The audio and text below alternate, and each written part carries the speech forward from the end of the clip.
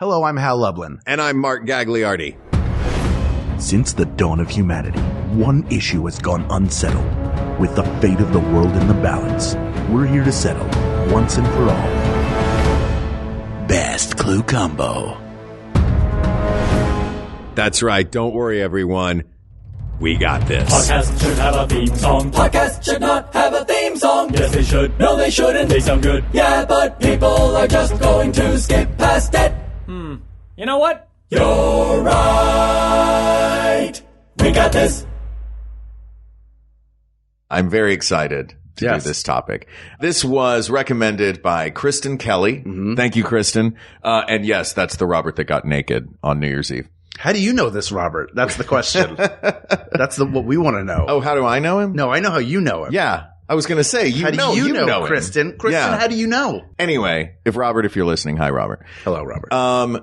So she sent this topic in, and I thought this topic was fantastic. It is, what is the best clue combo? Mm-hmm. That is a murderer in a location with a weapon. Okay. So this is difficult. Yes. This is a difficult thing because I thought earlier, I was thinking about this episode earlier today, and I thought about maybe we've got to do these Venn diagram crossovers, and how does this person's skills match up with this? And I thought that's going to be a nightmare. Sure. And a giant mess to try and do. That is a huge mess. So, and I also was thinking, bear with me through this long rambling intro. Take your time. I was also thinking, by what measure should we choose what is the best? Right. Because does that mean the most likely to be accomplished? Yeah. The how to get away with murder? Yes. The most guilty, seeming, the most sinister? Is it the funniest combo we can think of? Right. So here was my thought. Okay. Is why don't we take all three of those and assign one of those questions to each of these categories? I think in so doing, if we try to decide on the most effective weapon in a house full of people, the most likely suspect, and the funniest room to get murdered in, I think we will come up with a pretty good combo. Okay. So we're basically doing a miniature clean slate episode with three different things. Okay. I see that you have a picture opened up on your box. Is that that box that you are looking at? Yes. The picture you have open. Yes. Is the 1972 clue set. Yes. With photographs of people on It's them. one big group photograph of everybody together. Yes. Except I think there's Mrs. White. She's hiding. She's hiding behind the curtain. Well, she's the maid in this version. Yes. That's the thing. The movie changed a lot of stuff around. This is, Yes. do you want to start with the characters? Sure, but let's establish we are not talking about the movie, Correct. which came out in 81. Mid-80s. Yeah, 83, 84, Something like 85, that. 85, maybe something. You're like just that. counting. Now you're just counting 86? up. Is it 87? Maybe. Do I hear 88? What about 89? Sold. Great. To the lady in the front row. Mrs. White. That's how she got her million. By the way, I learned a lot of fun facts about these characters. Oh, great. One of them being the original game in 1949 when it came out.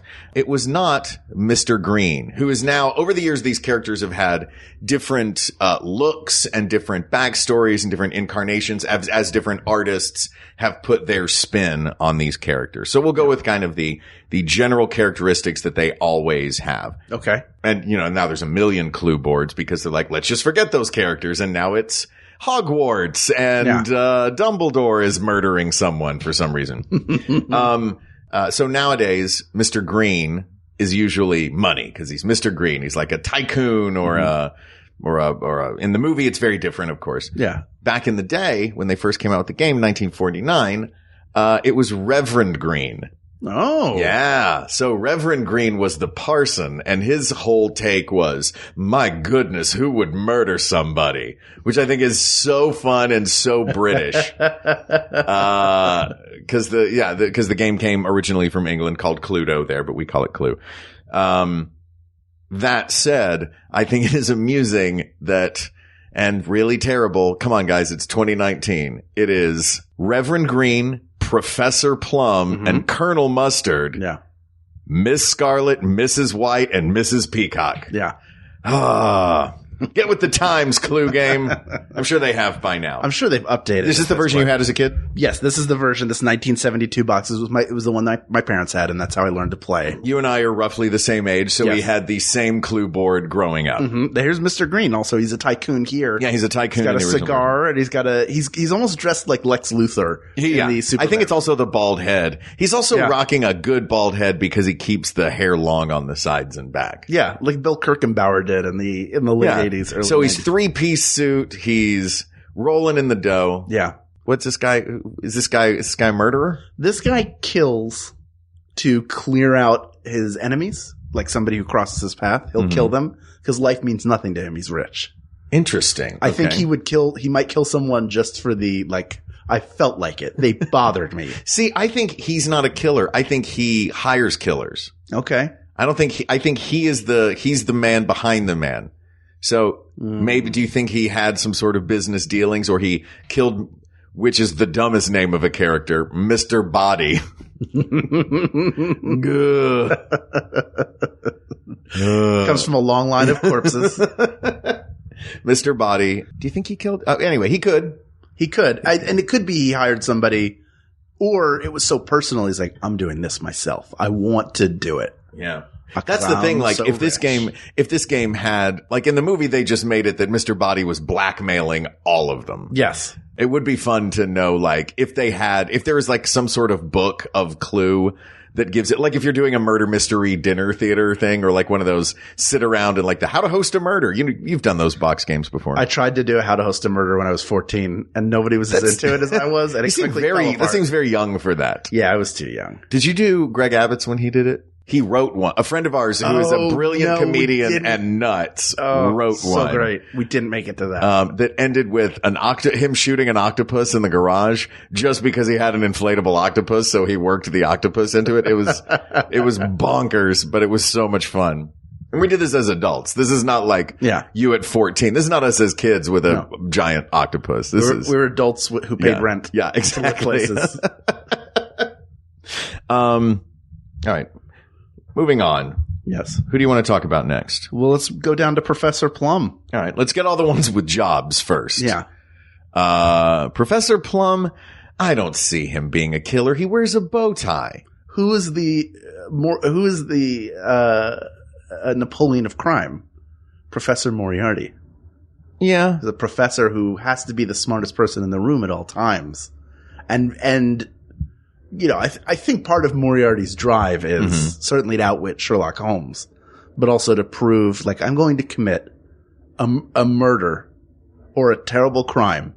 You'll know that it's me, but you'll have no way of proving it because I'm so much smarter than you. The same thing that sort of drives the Riddler is that need to feel like he's smarter than Batman. Yeah. So I'm going to leave all of these riddles because I think I can outwit you. Because then that would make him kind of the ultimate supervillain of this game, because more fun backstory. When the game first came out in 49 in England, immediately after the guy got the patent for it, I need to look up his name, but I don't. Jonathan Clue. So Jonathan Clue, when he went and this game was immediately gobbled up, and this British company was like, great, call the Sir Arthur Conan Doyle estate, because they wanted to immediately package it as a Sherlock Holmes game. So the Doyle estate said no.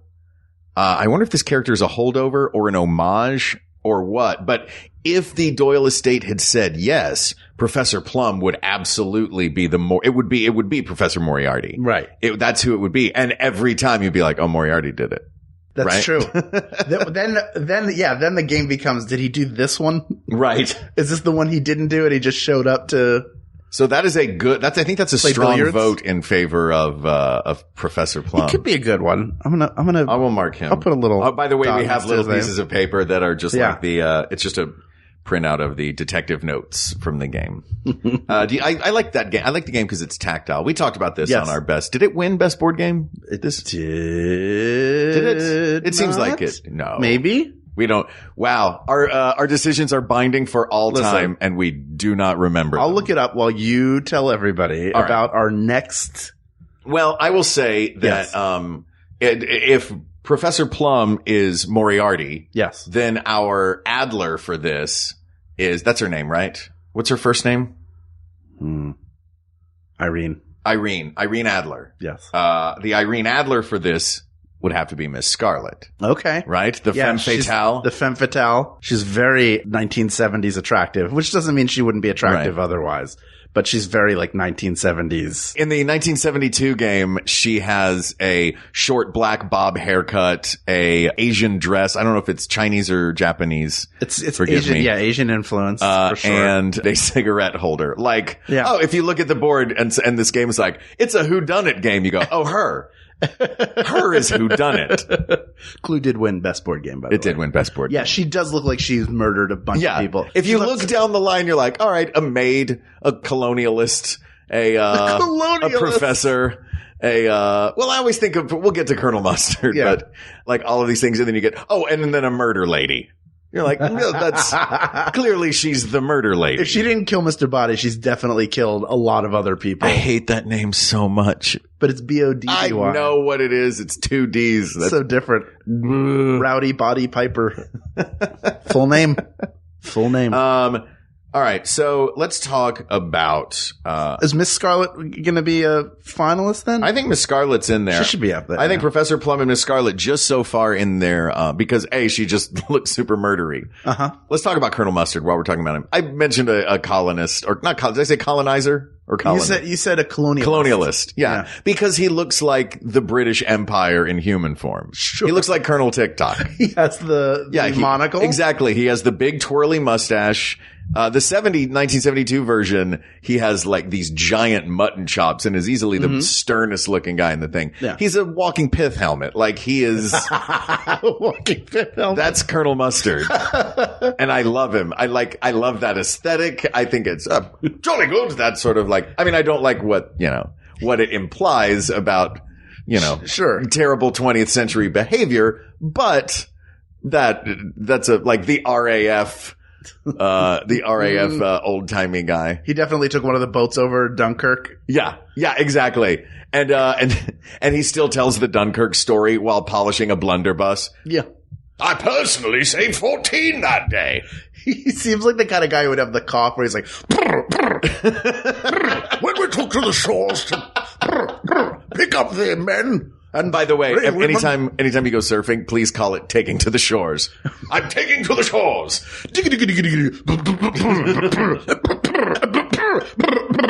I'm sorry, did you just use mustache noises as a Dick Dale guitar? Yeah, I was doing Walk Don't Run, but with old British coughs.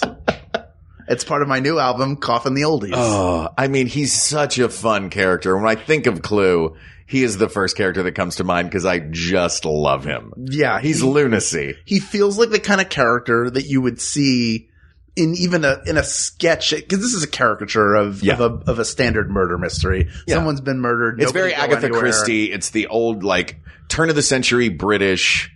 Yeah. Somebody's been killed here, and it's 10 Little Indians, right? Yes. Isn't that the plot of 10 Little Indians? They're all in one place. Yes. Yeah. It would be weird if this character was not there. You would be missing, like, where's the old British guy who's mostly facial hair and a monocle? Who's mostly facial hair and tall tales. Yeah. I'm here. I was here all along. Here's what I think. I think Colonel Mustard would graphically describe to you how he murdered somebody, but it would all be BS. He would just be telling the story. And someone would be like, oh, you were not there at that time. Well, I very well could have been. I grabbed my saber and plunged it into his chest. Are you okay? You keep coughing up tiny bits of blood into that handkerchief. Just a touch of dropsy.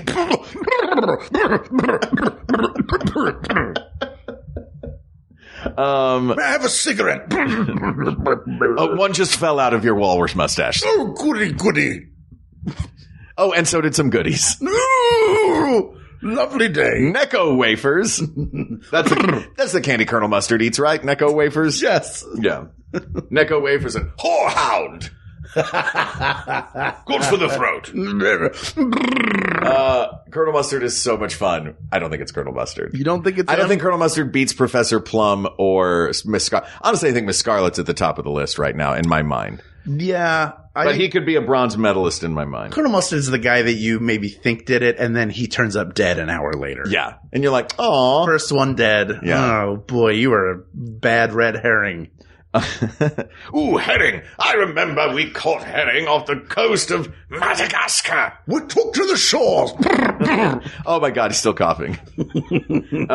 Let's talk about Mrs. Peacock. Sure. Did Dame Helen Mirren murder someone? Did Dame Judi Dench murder someone? Did Dame Maggie Smith murder someone? Did the three of them have a baby that murdered someone? Potentially. 3 dames and a baby? Yeah, Maggie Smith could murder someone. They all could. I guess so. Helen Mirren could hella murder people. Did you ever see that one where she was like a... Yeah, that's right. The movie where she was like a Mossad agent. Yeah. Yeah. Yeah. The Promise? Was that one of those... That one's... I shouldn't be. She would hate that I'm putting her with like Maggie Smith, who's like easily like, could be her mother. 40 years older than her, yes. Maggie Smith's been 90 since she was a child, though. Yeah, she was born 90. Yeah.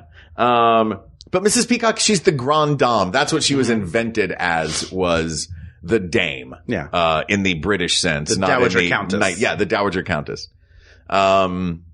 Again, I think much like Mr. Green, I don't think she would murder anyone. I think she would have someone murdered. Or she would convince someone to murder someone and no one would ever know it was her idea. Doesn't that make her the perfect murderer then? Because she's the least suspicious? You go, there's no way it would be her. That would make her the perfect murderer. Now I'm stuck on this Sherlock Holmes thing. Mm-hmm. Oh, the woman who's their landlord. No, but that would be more like Mrs. White. Because she does like make tea for them and yeah. Oh, I'm here to help you make tea. Yeah. I don't know. We'll get to Mrs. White in a second. That was lovely. It was Lady Burt from Mary Poppins, right? Dame Burt the chimney sweep. Chimney, chim, here's your tea. Sure. I'm gonna murder you and then me. What? Do we think she's a killer though? I think just because someone is not a good suspect for a killer doesn't make them a killer. I don't think you've ever killed anyone. That doesn't mean you've killed anyone. True. But in the setting of you said true 3 times. That's how many people I've killed. The thing about Mrs. Peacock, one of these people trapped in this house has murdered Mr. Body. Yeah. 2 Ds. Double D Body. And there's something about her. Like, why is she there? What is her backstory other than that she's Why are rich? all of them there? Does he owe her something? I don't know. Again, for rich people, it's like he's a rival. He must be eliminated. Yeah. Did he do something to somebody in her family? Has she never liked him? And this is her chance to eliminate him once and for all and pin it on all these schlubs who have also shown up at the house? There's 5 other people to take the fall for you. There's probably Miss Scarlet, right? See, she's the most obvious person to be the murderer. Yeah. But isn't there something if Mrs. Peacock, and I know I'm getting ahead to murder weapons, she takes the rope and strangles someone and lifts them off the ground because she has a strength that nobody's even aware of? Hang on a second. Yes. You had me until she has superhuman strength. She's just very strong. It's not superhuman, but we don't know how big Mr. Body is. If her tail starts to glow blue, look out, because she's nuke charged and she will destroy Tokyo. Tail grows blue. Bad news for you. Tail stays scaly. She's still just a lady. Perfect. I think we're onto something here. Flawless. Yeah. I want to mark her down. I'm just going to give a little X there. I don't want to eliminate her just yet. All right. So we've only eliminated Colonel Mustard. She's the most hilarious to imagine, like, well, I never. And then she murders someone. She's like gangster style holding the revolver. She's the one that would go, oh, goodness. Yes. Well, this is certainly improprietous indeed. You're the one that improprietated, lady. If I may. Colonel, please, you're getting oyster crackers everywhere. What about me? I'm Mr. Green. I got a lot of money. We're just going to play Hollywood Squares with these, or no, we're going to play Match Game with these characters. All right. I have here, I met her in the blank with the blank. Colonel Mustard, what do you got? Deepest, darkest Africa. Okay, we're going to stop this game right now. That's where the record scratch came in. Yeah, great. Ken, put the record scratch in right there. Please, Ken. All right. How about Mrs. White? She would be the one that's most like the landlady. Butler, yeah. And also the butler. The butler did it. Right. And that would just be class warfare. sure, he's a cruel and abusive boss, and she can't take it anymore, and this is her chance to finally get rid of him, or she is owed some... Maybe they had a child together that he refuses to support, and by killing him, the child becomes the heir, and she can take care of young Chester. Yeah. Chester Body. Chester Body. Chester Body White. Or White Body. Chester White Body. White Body. That sounds like a very English name. That also sounds like everybody in a old Navy catalog. I'm Chester White Body. I'm here for these polo shirts. Oh, don't you want this puffy vest? Hi, I'm Chester White Body. Old Navy is like what would happen if an American Eagle got sick. Come on in. It's not Mrs. White. She's the sweet matron. I realize that too obvious. I realize that you have created like Vincent D'Onofrio style from Criminal Intent, Law and Order, Criminal Intent. These very, very specific and detailed stories. Yes. But we do not have any evidence or clues. Not yet. We'll get there.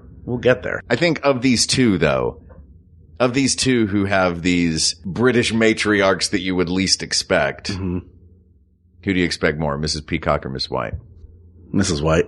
You suspect Mrs. White the class warfare more than Helen Mirren getting murder happy. Whoever thought that this would happen? All right.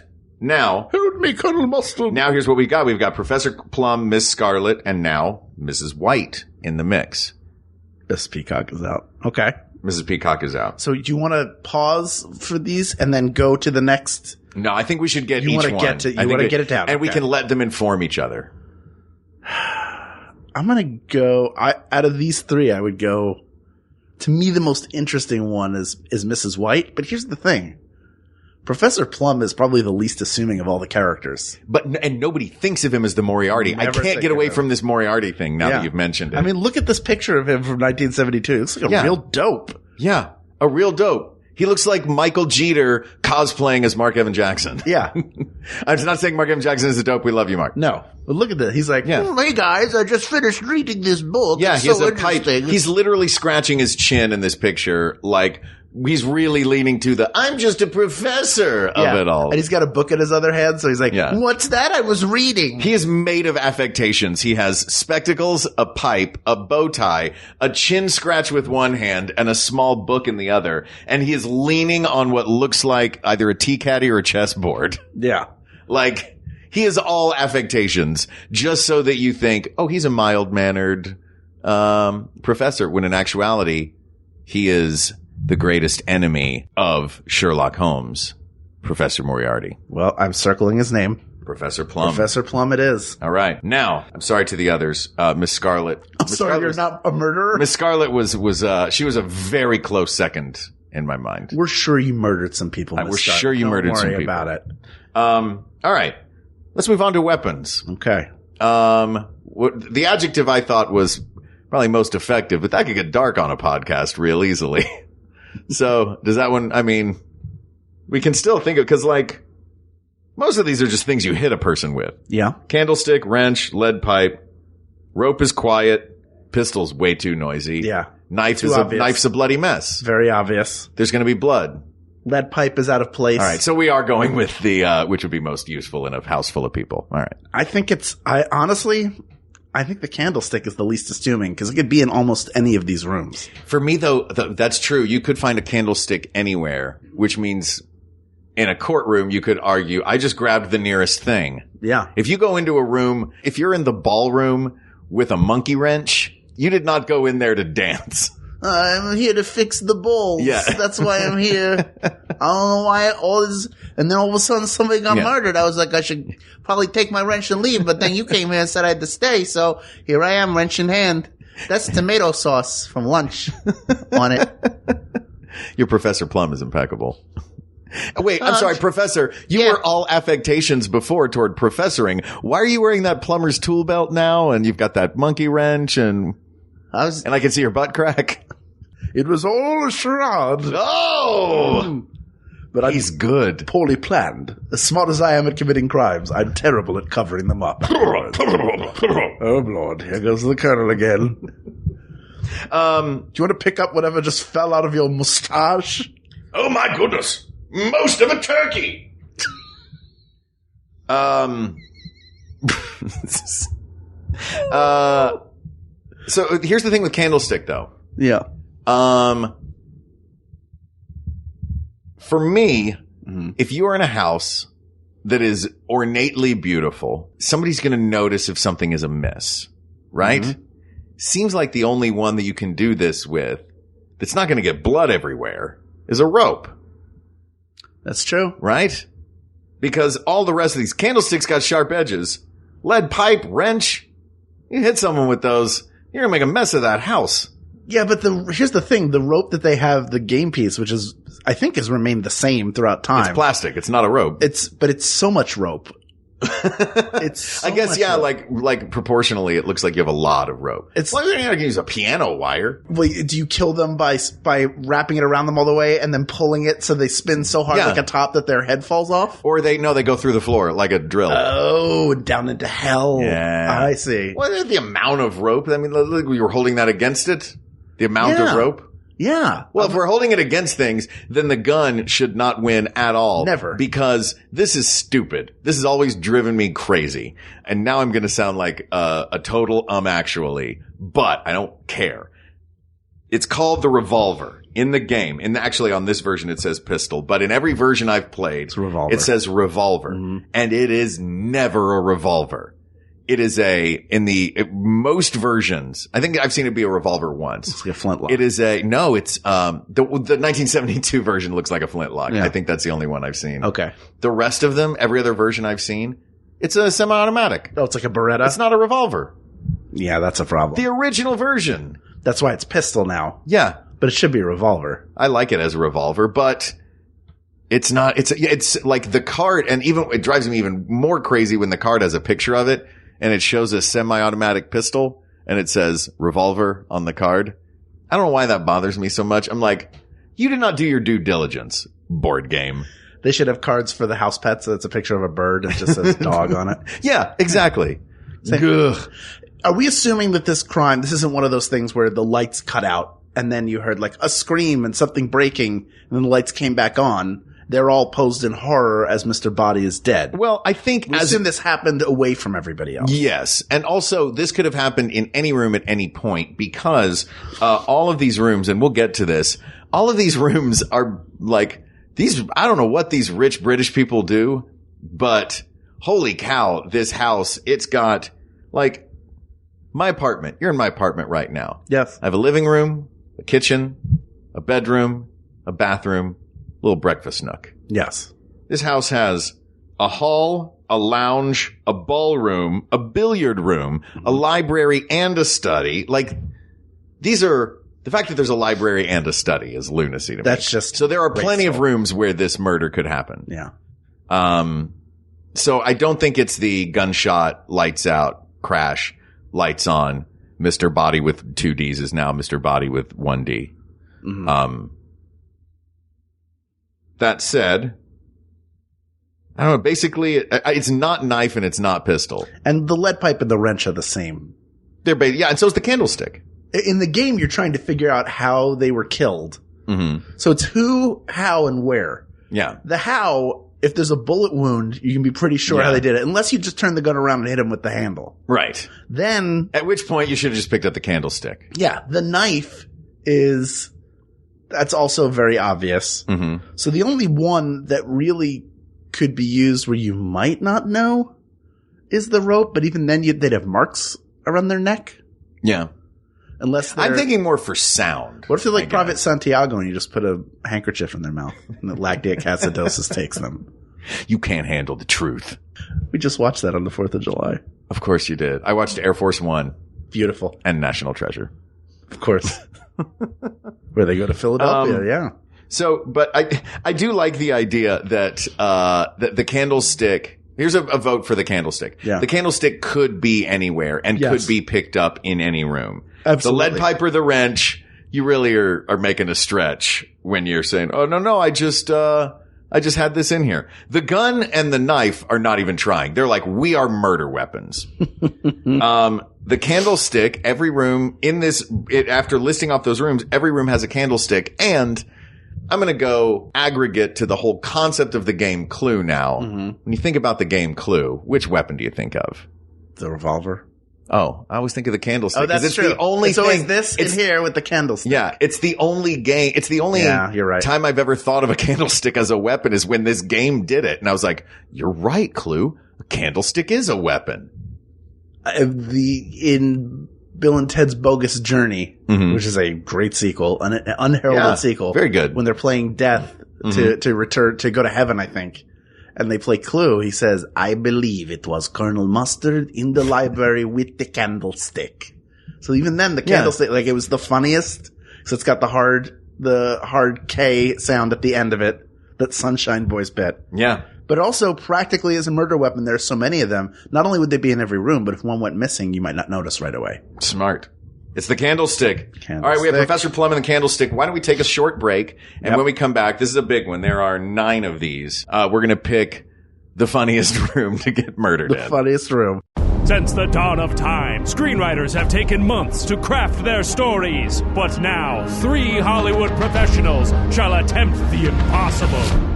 Break a story in 1 hour. That's right. Here on Story Break, I, Freddie Wong, Matt Arnold, and Will Campos, the creators behind award-winning shows like Video Game High School, have 1 hour to turn a humble idea into an awesome movie. Now, an awesome movie starts with an awesome title. I chose The Billionaire's Marriage Valley. Mine was Christmas Pregnant Paradise.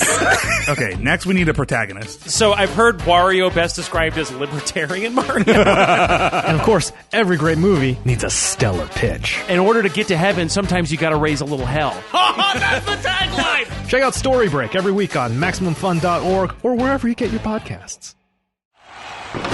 Welcome, everyone, to the live wrestling spectacular in Los Angeles. So far, the world's most boring wrestling podcast has been destroying the competition. Isn't there anyone who can save us from this travesty? Wait, could it be? It's Tights and Fights, the perfect wrestling podcast. Tights and Fights is here to save us from the monotony of boring wrestling podcasts with hilarious conversations. Woke trips through the history of wrestling. And joke about the finer points of people wearing spandex.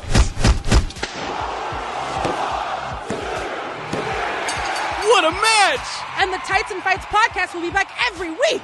Thursdays on MaximumFun.org or wherever you get podcasts. Please, these hosts have families. Tights and Fights podcast. Tights and Fights. All right, we're back. It was the Max Fun shows in the commercial break with the ads. I'm going to open up the tiny envelope. You are correct. You just beat me again. Hooray! Now you have to murder me. Oh, God. Colonel Mustard. All right, here are our rooms. We have rooms that exist in every house, or in many homes. The kitchen, the dining room, the hall. Actually, let's talk about the hall. Is this like there's a hallway? I have a hallway. Yeah. But this is a great hall. This is not like a hallway. This is like where the Iron Throne is. Yes, it's a giant room. The hall. Like where the family tapestries hang. Yeah. I feel like that's the least funny place to Yeah, that's garbage. We're not going in the hall. Because I didn't even know what it was. By the way, the 1972 version, one thing I love about the board itself, that 1972 version has a lot of great things going on and a lot of terrible things going on. Yeah. The great things are the pictures, on the cards of the characters and I encourage everyone to look them up, and the weapons. Yeah. What is not, and even the cards for the rooms are great. They're all photographs. It's one of the only ones where I think maybe the only one where it's all photographs. Yeah, that's all drawn. But the rooms on the board are just either what the wallpaper in that room looks like or what the flooring in that room looks like. Yeah. It's like, it's not, most of the other versions are an overhead view and you're looking down and you're like, oh, cool. Look at the room. There's all the bookshelves in the library and he's got his easy chair and a little desk. No, this is just for kitchen. It's just like crappy pastoral wallpaper. Yeah. They're all different things like that, which I kind of love that's like the most 70s thing you could do is just let's just do a bunch of groovy wallpapers as the rooms, guys. Maybe a little bit of parquet flooring in one of them. I think that's the ballroom. Yes. For the dancing. Yeah. Yeah. It's got to be a room with a lot of stuff in it. right? Yeah. Like stuff to, if a struggle is going to ensue, things that you can fall over and through and out of. Sure. Imagine Frank Drebin were involved. Yes, exactly. Which would be the most hilarious. If we had Frank Drebin from Police Squad involved, which I think we can eliminate rooms based on that. The lounge? I think the hall, the lounge, and the ballroom. Yeah. Because there's not really a ton in there. The lounge it's just a chaise lounge is the only thing in that room. And maybe a glove draped over it. I think that was what was in the, I think there's just like a picture of a glove. Just one glove, one sad glove.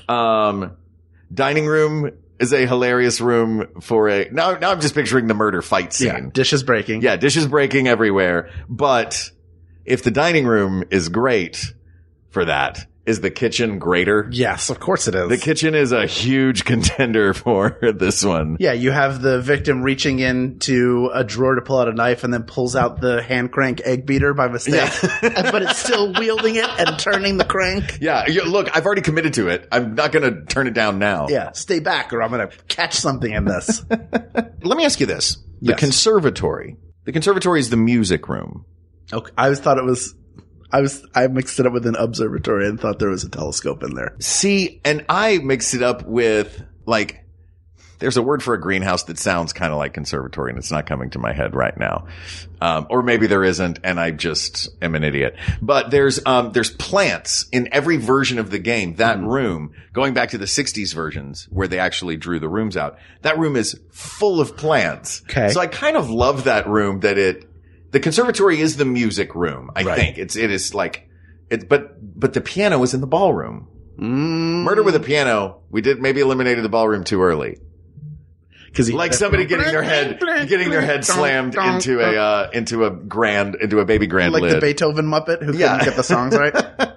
Sure. It's pretty good. Anyway, but if the conservatory is the music room, that's where you sit and play your violin. Yeah, there's probably a tuba in there. Very funny instrument. Very funny instrument. But also it has all those plants. And a million potted plants is also a hilarious thing for a murder struggle.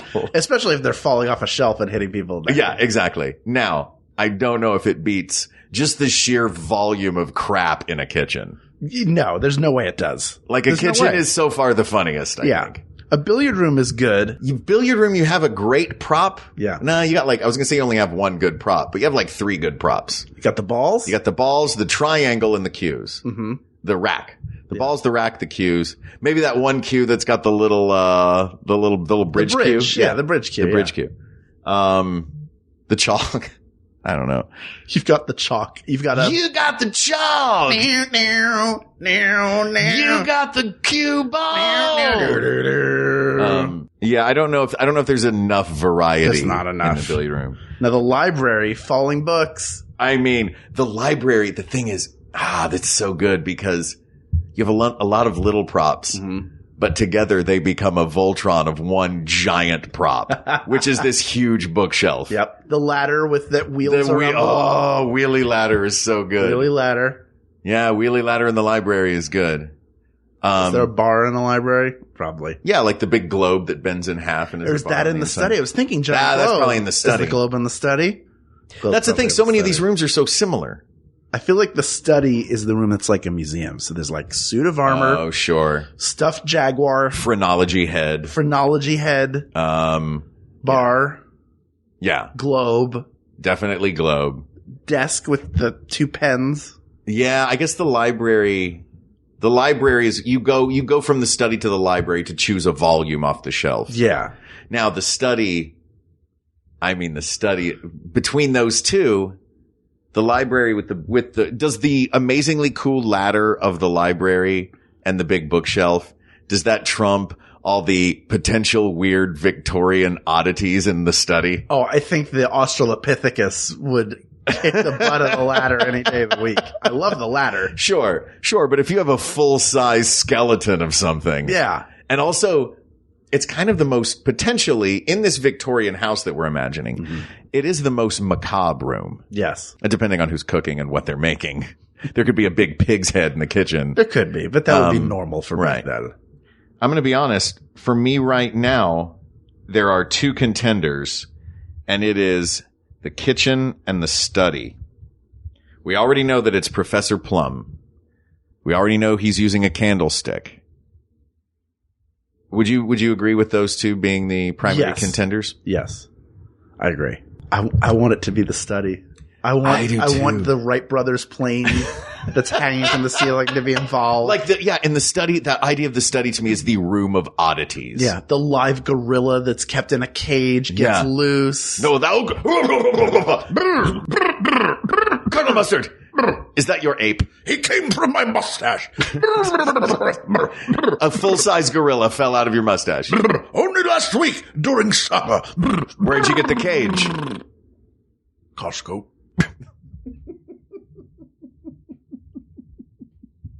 I want all that creepy, weird stuff to be involved. Oh, yeah. I mean, the image right now. The image right now of Professor Plum and Mr. Body having a struggle in the study while Colonel Mustard is trying to wrangle the gorilla that fell out of his mustache.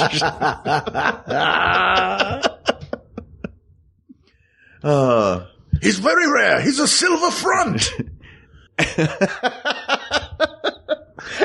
And somehow, even though she may be in another room, Miss Scarlet's silhouette with the cigarette holder is in the door. She could be in a totally different room, but her silhouette just stays in that glass vintage door. That picture in the box makes it look like young Morticia Adams. Yeah. Yeah. Well, you know what? Have we done it? I think we've done it. Open up the envelope sitting in the middle of the table and let's see if we got it right. People of the world, we're ready to make an accusation. All right. Mr. Body was murdered by Professor Plum in the study with the candlestick. And some funky stuff went down. All right. It was crazy. Let me open this up. Open the envelope, please. Asked and answered. There it is. Thank you, Kristen, who somehow knows a lot about Mark's past for this topic. But this has been solved. There are many other topics out there. That's right. So reach out to us on Twitter at We Got This Tweets. Check out the Maximum Fun subreddit, or you can email us, wegotThisPodcast@gmail.com, or share your stories of Clue and Cluedo at Facebook.com/groups/We Got This Podcast. Thank you to producer Ken Plume, researcher Kate McManus, graphic designer Uri Kelman, QA engineer Jen Alba. And thank you as always to our musicians, Jonathan Dynestein and Mike Furman, for our score and theme song, respectively. And thanks to you, our listeners, who we would love to curl up by the fire in a great big Victorian mansion where nobody gets murdered. Nobody. Just a regular party in a nice having house. a good time, for God's sakes. God. For Hal Lublin, I'm Mark Gagliardi. For Mark Gagliardi, I'm Hal Lublin. And don't worry, everybody. We got this. We got this.